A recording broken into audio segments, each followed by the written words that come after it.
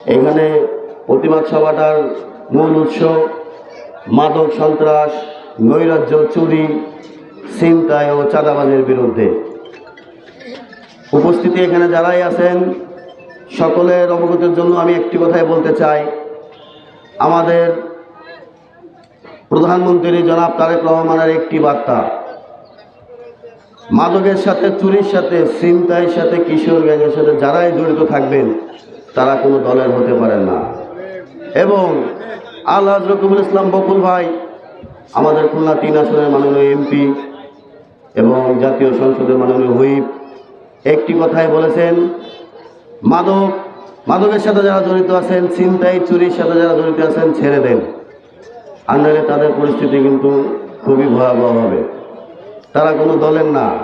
আমরা একটি কথা বলতে চাই, মাদক, চুরি, সন্ত্রাসের সাথে যেই জড়িত থাকবেন তারা কোনো দলীয় পরিচয় সামনেও দিতে পারবেন না, আগেও দিতে পারবেন না, পিছেও দিতে পারবেন না, আমরাও তাদের চিনব না।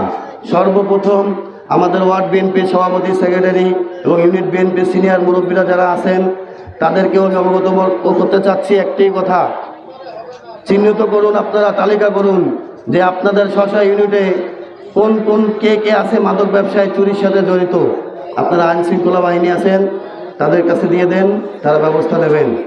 আমাদের মাননীয় হুইপ সাহেবের একটি বার্তা আছে, স্ব ওয়ার্ড, স্ব ইউনিটে মাদকের তালিকা করেন, চোর এবং ছিনতাই চাঁদাবাজের তালিকা করেন, কাউকে কোনো ছাড় দেওয়া হবে না।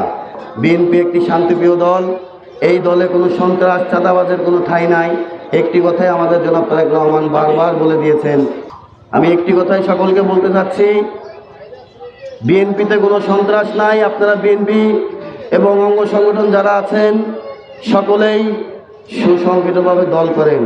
যদি আপনারা মনে করেন আমরা দলের সাথে যুক্ত আছি, দলের নাম ভাঙিয়ে চাঁদাবাজি করব, সন্ত্রাসী করব, মাদক ব্যবসা করব, আমাদের সিনিয়ররা সাপোর্ট দেবে, এরকম কোনো সুযোগ আমাদের দলে নেই।